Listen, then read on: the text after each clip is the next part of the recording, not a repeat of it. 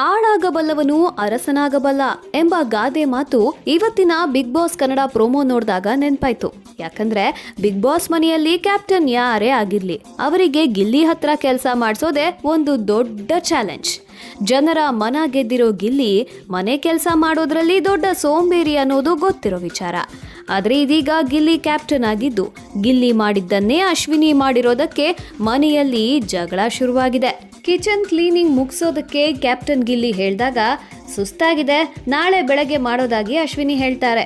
ಇದಕ್ಕೆ ಆರೆ ತಗೊಂಡು ಅಗ್ಯಕ್ಕೆ ಹೋಗಿದ್ರಾ ಅಂತ ಕೊಂಕು ಮಾತನಾಡಿರೋ ಗಿಲ್ಲಿ ಕಿಚನ್ ಕ್ಲೀನ್ ಮಾಡಲೇಬೇಕು ಅಂತ ಆರ್ಡರ್ ಮಾಡ್ತಾರೆ. ಬಟ್ ಇದಕ್ಕೆ ನಿಧಾನಕ್ಕೆ ಮಾತಾಡೋ ಅಂತ ಅಶ್ವಿನಿ ಟ್ರಿಗರ್ ಆಗಿ ಬಿಗ್ ಮನಿಯಲ್ಲಿ ಬೆಂಕಿ ಹೊತ್ಕೊಂಡಿದೆ. ಕ್ಯಾಪ್ಟನ್ಗೆ ಏನ್ ಕೊಂಬಿದ್ಯಾ ಅಂತ ಅಶ್ವಿನಿ ಹೇಳಿದಾಗ ಮೊದಲು ನೀನ್ ಕ್ಯಾಪ್ಟನ್ ಆಗಿ ತೋರ್ಸಮ್ಮ ಅಂತ ಟಕ್ಕರ್ ಕೊಡ್ತಾರೆ ಮಾತಿನ ಮಲ್ಲ ಗಿಲ್ಲಿ.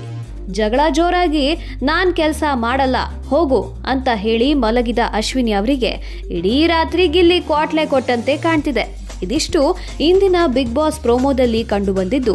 ಅಸಲಿಯಾಗಿ ಏನಾಗಿದೆ ಅನ್ನೋದನ್ನ ಇಂದಿನ ಸಂಚಿಕೆಯಲ್ಲೇ ನೋಡ್ಬೇಕು. ಅದೇನೇ ಇರ್ಲಿ, ಗಿಲ್ಲಿ ಕ್ಯಾಪ್ಟನ್ ಆಗೋದಕ್ಕೆ ಇಡೀ ಕರ್ನಾಟಕ ಕಾಯ್ತಿತ್ತು. ಆದ್ರೆ ಈ ಹಿಂದೆ ಗಿಲ್ಲಿ ಮಾಡಿದ ತಪ್ಪುಗಳೇ ಇದೀಗ ಆತನಿಗೆ ತಿರುಗುಬಾಣ ಆಗಿದೆ.